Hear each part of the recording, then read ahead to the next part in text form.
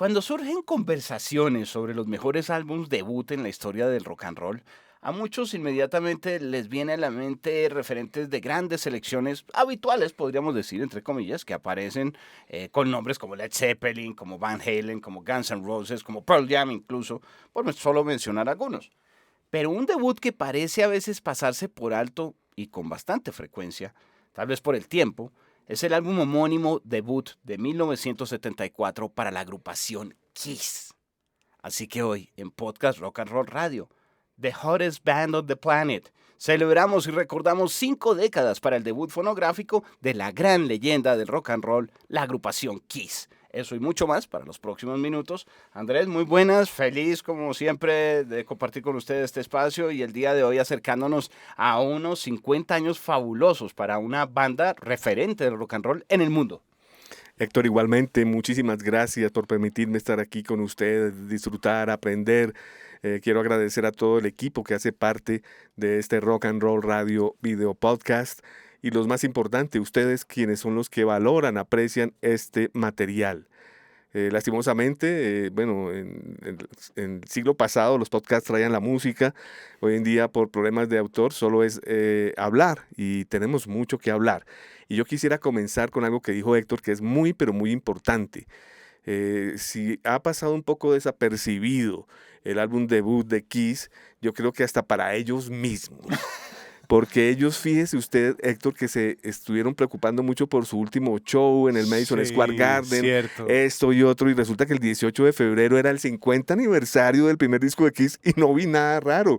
No vi ni un lanzamiento del álbum doble con, digamos, 180 gramos, gatefold, cosas especiales que se hicieran sentir los 50 años de este disco. No lo vi.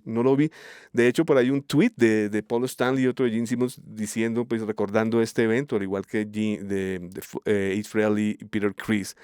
Pero realmente la empresa como tal, la marca de Kiss como tal, no vi mayor cosa en el mes de febrero en cuanto a estos 50 años. Así que quería comenzar con eso porque pues, me extraña. Tiene toda la razón, no lo había asimilado de esa manera.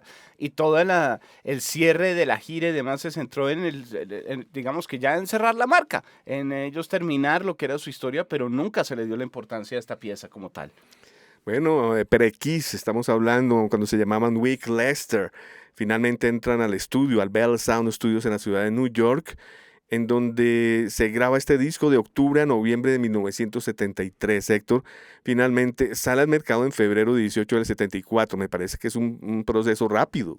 Sí, a la hora de verdad, fue para esa época además en que estaban tantas cosas sucediendo a nivel de música y para la propuesta como tal, yo creo que quisieron aprovechar el momento un poco, Andrés, porque también en el mundo del rock and roll había varias cosas que estaban pasando y que de alguna manera yo creo que tenían que aprovechar antes de que el cambio de década trajera otras cosas, ¿no? Ya había elementos de maquillaje, teatral, David Bowie ya estaba cerrando también su etapa, los New York Dolls venían por ahí también, Alice Cooper estaba en furor, entonces yo creo que tocó como este grupo tiene esa fortaleza un poco en su imagen, en lo demás, aprovechemos y ya, lancen el disco.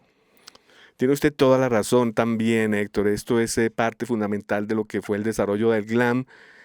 Yo lo sentí más misterioso, aunque pues Alice Cooper no dejaba de ser misterioso también y muchos otros, ¿no? Claro. Pero digo, digamos, en estos discos no salieron en Colombia, tenemos que hablar eso claro, sí, ¿no? Hay sí, que dejar sí. claro que este disco nunca salió en Colombia. Sí. Digamos que los que primero salieron como el Love Gone o el Alive 2, cuando yo era niño y pasaba por las vitrinas de los almacenes, eso me parecía misterioso, más misterioso que Alice Cooper, por la sangre y por la situación, el fuego y todo esto. Lo que sí tengo claro, Héctor, y que quiero aprovechar ya que usted nombró maquillaje, es que curiosamente para este disco, cada uno se aplicó su maquillaje para un estudio fotográfico que se llevó a cabo en el estudio de Joel Borovsky. Esto en el 57 Street en Manhattan, en donde de acuerdo con Paul Stanley, cada uno de ellos se aplicó el maquillaje menos Peter Criss. ¿No? Okay. Entonces, si usted se da cuenta aquí en la portada, Héctor, el único maquillaje que no sobrevivió a la historia fue el de Peter Criss porque era un maquillaje como tribal ahí raro, ¿sí? ¿Se da cuenta? Claro, que no va muy en la línea de los otros tres. El de Paul sigue igual hasta nuestros días, siguió igual, el de Gene también, y Ace tiene una pequeña diferencia, es que el pelo no era pintado de plateado, sino ya lo dejó de negro, porque imagínense el camello pintarse el pelo de Sí, plateado. claro, ya era más difícil todavía. Y pues Peter Criss pasó de ese dibujo tribal al Catman, al hombre gato, pero ya mucho más sencillo, ¿cierto? Sí, mucho más sencillo. Creo que se nota más el gato porque ahí tenemos una mezcla de diferentes animalitos. Entonces dejémoslo ahí. Pero qué dato curioso para realmente un trabajo que es claro que tenía que reflejar no solamente lo que ellos estaban haciendo a nivel musical, sino lo que querían hacer a nivel escénico, porque el grupo, yo siento que eso no es que haya llegado después, sino estaba muy planeado, querían hacer casi que un statement desde la tarima, presentando las cosas distinto y el concepto de ellos, la pasión por la extravaganza y todos estos elementos de maquillaje eran parte de las herramientas que utilizaron para diferenciarse de otros grupos en su momento.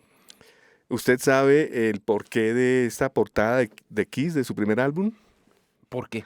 Ellos, según Gene Simmons, ellos querían posesionarse como lo hicieron los Beatles, así que era una reminiscencia del álbum Meet the Beatles con las 4 caras en la portada, Ah, pero lógicamente en vez de estar los 4 fabulosos con el vestido Pierre Cardin y las corbatas, pues aquí ellos así. Entonces, lógicamente, en este momento, en el 2024, esta portada no causa mucha conmoción. emoción, Mm. pero en ese momento sí, sí, claro, No, bastante. claro. No, y de todas maneras es un trabajo muy importante para el desarrollo de mercadeo del grupo, Andrés, porque, lo repito, Kiss nunca ha estado aparte de lo que viene a ser su fortaleza escénica y de esos elementos que querían conectar con la gente más allá de simplemente las canciones de radio en una época en que era la única opción de conectarse realmente con la gente, era Así en es. radio o en los conciertos, pero pues eso era para audiencias muy limitadas dentro de las posibilidades de tour de la época que estuviera usted en la ciudad que no era. Entonces, con la gente, con los fanáticos en otros países, como le pasó a usted, o incluso a los colombianos cuando salieron los discos acá muchos años después, pues bueno, el ver de una vez cuál era esa conexión visual real con el grupo alimentó la leyenda. Eso es algo que ellos supieron aprovechar. Tenían cómics desde los años 70, es que esta gente salía De de todo. todo, de Toda la todo. línea de merchandising la tenían bajo control. Ujú. Héctor, ¿usted sabía un dato curioso? Que para Gene Simmons y para Ace Frehley, este primer disco de Kiss es su favorito. Sí, Sí, vean, amantes del rock and roll. debe ser muy importante para ellos dos lo que fue este disco, porque es muy Ah, rock and rollero, como usted dice. no, claro, claro. Y las historias para llegar, pues el grupo de todas maneras tuvo que trabajar muy, muy fuerte, no solo, repito, en música, porque cuando los vio ya Casablanca, comienza la historia con ellos y demás, estaban seguros del tipo de espectáculo. Este grupo no es que haya comenzado con un presupuesto chiquitico y tímido a ver cómo nos va, sino de una por lo menos locura había para estar convencidos todos en querer trabajar fuertemente el producto. Un disco corto de 35 minutos, Héctor, en donde había mucho groove, mucho rock and roll. Ya el disco después, el Hotter Than Hell, el Dress to Kill, vienen canciones más pesadas, más rápidas. Pero aquí ellos entran tranquilamente con buen rock and roll y mucho groove. Mucho groove. Yo siento que es un disco, y con el paso del tiempo, que no corresponde obviamente a la oscuridad que luego se agregaría el concepto de Kiss con la sangre, Andrés, con todas estas Ujú, de cosas. acuerdo. Además que también para los oyentes que se hagan una idea, cuando Kiss comienza a aparecer en televisión también en Estados Unidos y demás, normalmente eran blanco y negro, y eso hacía todavía que fueran más misteriosos. Luego aparece el color y pues hace un poco más fuerte algunas cosas, pero ya de por sí los temas de sangre, fuego, todo eso ya lo trataban de ver como con una oscuridad que no está reflejada en la música porque es un rock and roll muy sabroso, con blues, muy bien balanceado, con riffs, con muchos solos de guitarra, con todo el desenfreno del rock and roll, pero no todavía en la etapa tan murciélagos volando y todo eso un poco más oscuro. Es verdad. Creo que eso ayudó también muchísimo. Hay unos ejercicios que hacen que sea totalmente amigable el disco. El álbum viene bajo el sello Casablanca, si usted quiere mostrarlo, Héctor, Sí, por favor. lo que es la funda y Voy, el voy. propio sello Casablanca que en su momento, Ah, en claro, es finales que de es los años 70, re clásico, era, Casablanca. era un sello importantísimo, especialmente para la música disco, ¿no? Recordemos. Sí, eso es algo extraño. Claro que, y es, ojo, porque en esta época Kiss no tenía para nada las canciones de aire un poco más disco club o disco Ujú, bailables que tendría una década larga después. Aquí además, pues ve uno el corte clásico del disco, ¿no? totalmente. Casablanca, el sello, foto, pues asemejando un poquito la ciudad en Marruecos y sencillamente como una visión para la historia de un disco debut increíble. Los productores algo discretos, ¿no? Un señor llamado Kenny Krenner y Richie Wise en cuanto a producción se refiere de este disco, que salió, como lo digo, bajo el sello Casablanca. Los sencillos, Héctor. El primer sencillo que se lanzó fue Nothing to Lose, febrero 18 del 74. Este mismo año, en mayo del 74, se lanzó Kissing Time, y el último sencillo en lanzarse y con más éxito fue Strutter, Claro. que se lanzó en agosto 10 de 1974. Que es la que abre el disco. Que es la que abre el disco. Y la que abre el doble platino. Ahorita hablamos de eso. Sí, señor. Bueno, perfecto. Pues yo creo que del disco y de su producción que debemos destacar, que es muy orgánico, tal vez, es muy honesto, siente uno que fluye, es de un sonido de guitarras muy clásico también en su momento, es decir, les gusta que haya ganancia, pero que no opaque la distorsión, que se sientan los acordes potentes, que abren las canciones con esa sensación como de estadios, de arenas, todo eso. Creo que eso ayudó muchísimo a que realmente el reflejo del grupo se viera para algo que podían sustentar en tarima de gran manera. No era muy ruidoso, no estaba súper distorsionado, era divertido.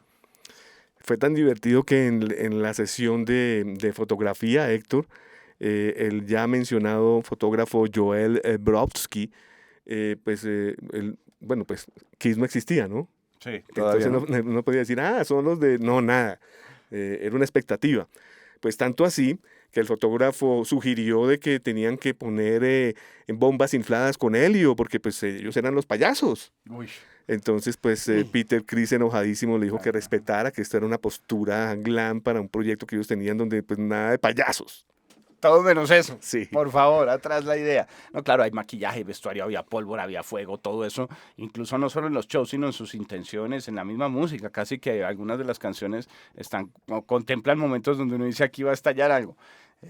No, estaban sencillamente partiendo la historia, Andrés, y el impacto de este álbum y el aporte, no solamente en música, repito, sino al desarrollo del grupo, viene a ser mucho más allá de lo que las personas pueden pensar. Es que supera a los mismos Kiss únicamente. Ellos llevaron con su marca y con este primer disco siendo exitoso, obviamente vendrían temas más populares después y demás, pero llevaron el rock and roll a otro nivel, en la intensidad, en la forma de presentarlo, en la forma de consumirlo, incluso en los conceptos de los mismos shows, Andrés. Es algo tan fuerte porque esto es antes de esas giras potentes llenas de extravaganza que luego harían los Stones y demás.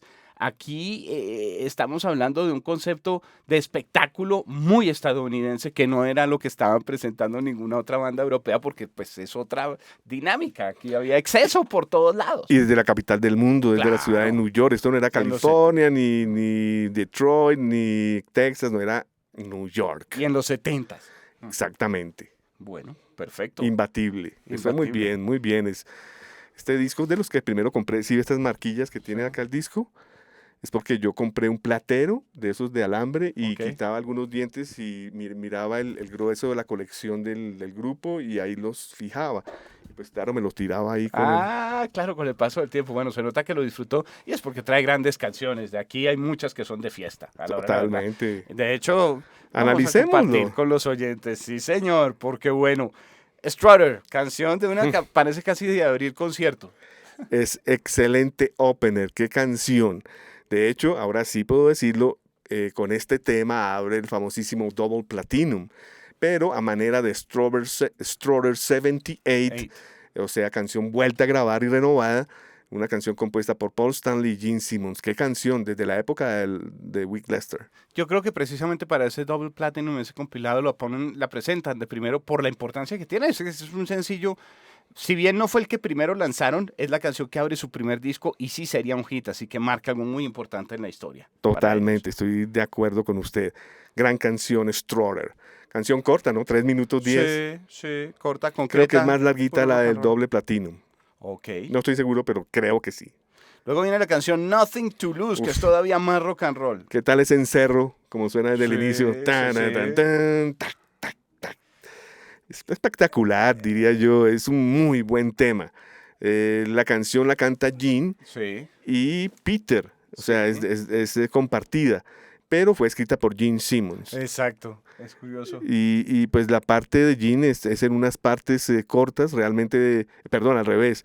Gene canta las partes con inflexiones y Peter simplemente canta el You got nothing to lose. Exacto, es como un juego, pero sí creo que abre mucho la visión de las voces para el disco. Claro. Porque la canción anterior sí era estándar, una sola voz, un solo cantante y coro Exacto. enérgico. Pero aquí sí ya uno Qué dice, bien. hay varios, aquí la cosa Qué comienza a demostrar bien. que les gusta jugar por lo menos con varias voces. Muy dejémoslo ahí. Beatles eso, muy Beatles de lo que Sí, usted muy dice, Beatles. porque los cuatro cantaban y si por ejemplo Strutter era cantada entre Stanley y Simmons, esta era entre el baterista y el bajista, entre Gene y Peter. Buena canción, Nothing to Lose, 3:27 minutos. Hasta teclado de rock and roll de fondo, piano ahí. Sí, señor. Importante en los set lists de los conciertos, ¿no? Nothing to Lose siempre estaba presente. Luego tenemos Firehouse. No, esta Oh, canción es impresionante. 3:17. Yo no puedo creer que sean tan cortas y hayan impactado tanto la humanidad. Excelentes riffs, cantada y escrita por Paul Stanley. Y pues, vuelvo y lo digo, parte integral de los conciertos para que Gene hiciera su set donde escupe fuego. Claro, la canción es perfecta. Firehouse, la casa del fuego. Y repetimos, ellos siempre tuvieron presente que querían conectarse y que su música no podía quedarse solamente sonando en radio, sino tenía que motivar otra conexión. Y en los shows, desde temprano, desde los primeros momentos, los éxitos y todo, ese fuego estaba ahí presente. Yo le sumaría el solo de guitarra rock blues puro, potente. Total, muy bueno. sí señor. Frases de guitarra que además son muy de rock and roll y que responde incluso la voz, se preguntan, se responden del uno al otro, jugando, es una canción más partida, un goce completo. De hecho, Héctor, me parece que es una canción que, si usted recuerda, antes de que fuera ejecutada en concierto, salían las sirenas y comenzaron a sonar las sirenas y salía Paul Stanley con el casco de bombero. Entonces ya uno decía, Firehouse. Curiosamente, después de ese fuego, pues se necesita, hay que refrescar a la audiencia, ¿no? A los que están Claro, ahí. muy caliente el Claro, ambiente. muy caliente. Entonces aparece esa ginebra fría, un clásico que además tocaron en Bogotá, Cold Gin. Pues en el concierto del último que hicieron en el Monsters of Rock, la tocaron. Le cuento que es mi canción favorita del disco. Cold Gin, ok, muy bien. 4:22, de las más largas. Para mí es de los mejores riffs en la historia de Kiss. Sí, sí. La canción es escrita por Ace Frehley, pero cantada por Gene. ¿Sabe por qué? ¿Por qué? Que le daba pena, él no quería claro, al cantar, principio no quería. lo obligaron. Entonces prácticamente le regaló la canción a Gene. Okay. Es una canción pesada, excelentes solos, coros, no, Cold Gene es Cold Gene. Es un clásico, Sí. es un clásico de Kiss. Luego otro clásico, Let Me Know. Esta canción es la que cierra la cara A del vinilo. Aquí le sentí un coqueteo Clearwater Revival en algunos pedazos. Sí. Otra vez regreso como a rock blues muy, muy puro. Claro que sí. Eso sí, el solo desbordadísimo al final. Solo de rock and roll, hard rock and roll. Canción corta, 2:50, compuesta por Paul Stanley, cantada por Gene Stanley. Yo diría que es la canción más discreta de la cara A. De hecho, cierra, ¿no? Sí, señor, es la que cierra esa línea, exactamente. Fue de las primeras canciones que le presentaría Paul Stanley a Gene Simmons cuando se Muy conocieron. bien. Como parte de, mire, tengo este material. Demos la vuelta al vinilo y llegamos a la sexta canción, Kissing Time. 3:52. Es una canción discreta porque es un cover. Cover de Carl Mann y Bernie Love. Héctor, esto es importante porque eso fue una costumbre de Kiss, ¿no? Ellos siempre incluyeron covers, siempre incluyeron otros artistas para componer canciones desde sus inicios. Esta fue incluida por solicitud de Casablanca Records. Dijo, ¿ya ustedes, usted? por favor, háganme esa versión. Vea Va pues. para allá Kissing Time. Me gusta que el bajo es presente. Es algo raro, digamos, para el rock and roll Sí. que estaban presentando en toda la cara A. Es como un himno. Como un himno, pero luego ese bajo de esa manera, con un poquito de oscuridad, lo veríamos desarrollado con otros grandes temas más adelante en la Sí. discografía de Kiss. Ahí hay un toque maloso, ahí es tenebroso un poquito con esa canción buena. Y de todas maneras es una canción arriba, como muy de goce, ¿no? Es Como para goce. rock and roll. Sí, es un himno de goce. Séptima canción, Deuce, el también. demonio. Muy corta, ¿no? 3:06. Sí. Es un hit. Canción compuesta y cantada por Gene Simmons. Excelentes riffs, solos. Lo que usted dice, ese bajo, ese misterio. Es una canción sota. Es de mi segunda favorita. Aquí hay gritos de rock and roll, solos desenfrenados también en determinados momentos. Es una canción importante para conciertos. La tocaron en Bogotá también en el Monsters of Rock. En canción importante también en sus playlists. Siempre está Deuce presente, ¿no? Sí, nada que hacer. Luego esta otra que es muy curiosa, el Love Theme from Kiss, el tema de amor de Kiss. Pues para la cantidad de canciones de corta duración, esta instrumental es como larga, que es de 2:24. Es un tema instrumental compuesto por todo el grupo, tiene créditos los cuatro. Ajá. Para mí me parece excelente escuchar esa musicalidad del grupo y creo que lo deberían de haber hecho más, Héctor, de haber grabado más canciones instrumentales. Era un grupo muy como orgánico y yo creo que esto sorprendería más de un fanático como para demostrar esa musicalidad que de pronto podría todavía ser fértil para muchos otros álbumes en el futuro y que querían de una vez reclutar sus legiones de seguidores, porque es un tema un poquito más avanzado, me parece, frente Pues, a la apuesta del resto de las canciones. Héctor, tanto es así, tanto es de avanzada, que si usted es un fanático o gran fanático de Kiss, se podrá dar cuenta que esta canción, Love Them from Kiss, fue incluida en la película Kiss Meet the Phantom, en esas partes futuristas, ¿recuerda usted? Mm, Y allí realza esa canción después de tantos años, porque eso fue en el 78. claro, claro.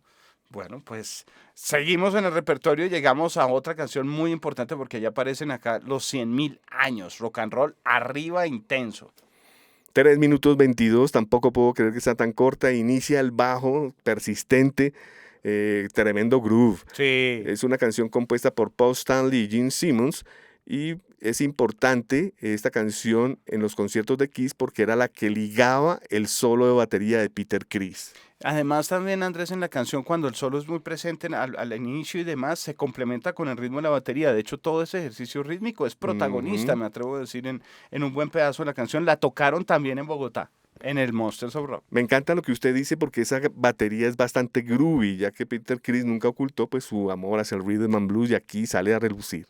Nos acercamos hacia el cierre con este diamante oscuro, negro total, Black Diamond. Esa guitarra acústica de 12 cuerdas que inicia el tema, que sugiere que la va a cantar Paul Stanley porque él canta, de hecho, las primeras líneas, pero no, la canción la canta Peter Criss y es un super hit del grupo, Sí, señor, lo tocaron también en Bogotá. una De, canción sota. de este álbum tocaron 3 canciones, 3 de 10 en el último concierto de Kiss en el Monsters of Rock. O sea, de ese nivel, de todas maneras, algo tenía de emocionante para ellos algunos de estos temas para haber logrado mantenerse también, no solo por los fanáticos. Esta canción es la más larga en estructura, me parece más compleja, los De solos eso, son más largos. de eso iba a hablar, Ah, no es la más larga. ¿no? Ah, no, yo estaría O en sea, estructura. sí es Sí. la más larga, definitivamente, usted tiene toda la razón, pero esa es la famosa canción donde comienzan a tocar tran, Sí, al final. tran, y eso se demora como 2 minutos. Sí, claro, el efecto es denso, es raro para la época, es como Denso. si se fuera acabando la pila de un generador, Exactamente, pero es es un orgánico, final lo suben. orgánico. Y sabe que lo sentí muy moderno y más oscuro todavía y Claro, maloso, o sea, lo sentí como no un ejercicio de producción, sino de muy verdad de bien. querer ser malos, y, Sí. o sea, queda uno como, wow, este grupo en 1974 es súper moderno, ¿qué va a ser el próximo Twisted, disco? Twisted Mind, Sí, eso. totalmente. Escuché eso a una mala hora, a un buen volumen, con un buen Sí. equipo y eerie. Bastante, era rarísimo para la época. Ahí es donde comenzaban Sí, también a los periodistas a disfrutar un poco las leyendas oscuras de Kiss, diciendo por esa totalmente. música, porque sí, es supremamente redondas, puras redondas. Y con eso cierra. Y con eso sí. Redondas, sí señor, sí Sí, señor. sí. Ad libitum redondas. Total. No, es un buen álbum. Yo creo que disfruté mucho el sabor, tal vez, Andrés. Es un gran disco. ¿Qué decir? Es que para algunos, pues es el inicio de una historia que ya prácticamente tuvo su final oficial en tarima, ¿no? Sí, Pero señor. sabemos al mismo tiempo que fue un impacto tan grande el que dejó esta marca en el mundo, que de pronto va más allá que solo uno de sus álbums, y por eso mismo lo que están planteando en innovación en conciertos a futuro, con todo este ejercicio que van a realizar de avatares y de realidad virtual y aumentada, y los conciertos con hologramas, y todo lo que va a ser el desarrollo de vanguardia para el disfrute de los conciertos, ya no en Tour de Kiss, pues creo que dice muchísimo. Pero me dice más todavía que Ace Frehley, justamente por el momento en que estamos grabando este podcast, está lanzando un nuevo álbum que viene muy bien Totalmente. marcado y que sigue siendo consecuente con ese rock and roll solos orgánicos que teníamos. O sea que la leyenda en cierta medida continúa. Continúa la leyenda, continúa Ace y despidiéndose de Paul Stanley y Gene Simmons, aunque Gene Simmons ya está planillado para actos como solista en festivales. Eso dice, ¿no? Sí, señor. Vamos a ver qué pasa esa gira por Europa y dicen que también algo de Latinoamérica. Sí, señor. 50 años, Héctor, de este disco de Kiss. Increíble. 50 años del debut de Kiss. Algo que quiera destacar, Andrés, ya para finalizar nuestro podcast el día de hoy. Pero claro que sí, Héctor. Yo les dije que mi canción favorita del disco era Call Jean, Sí, ¿cierto? Que señor, es una sí. canción escrita por Ace, pero se la regaló a Jim porque era tímido. Pues bueno, La Venganza. ¿De dónde puede escuchar La Venganza usted? En el disco Origins, volumen número 1 de Ace Frehley, donde toca Colgin cantándola a él. Ah, y ahí se desquita, uno puede comparar. Claro, ahí puede comparar. Perfecto, pues bueno, y queda tarea también para este podcast, un producto desarrollado por Radiónica a través del señor Andrés Durán, @Andrés Durán Rock, quien les habla Héctor Mora, @Mora Rock and Roll, bajo la producción de Juan Jaramillo, Juan Messier y el registro audiovisual de Oscar Romero. Como siempre, un placer disfrutar con usted, Andrés, estos podcasts y bueno, una de las grandes joyas musicales, sin lugar a dudas, en el rock and roll, Kiss. Placer es mío, Héctor, poder estar con usted, aprendiendo, divirtiéndome, recordando y agradeciendo a todos los que aprecian esto y lo están escuchando cada 15 días. Muchísimas gracias y larga vida, Kiss.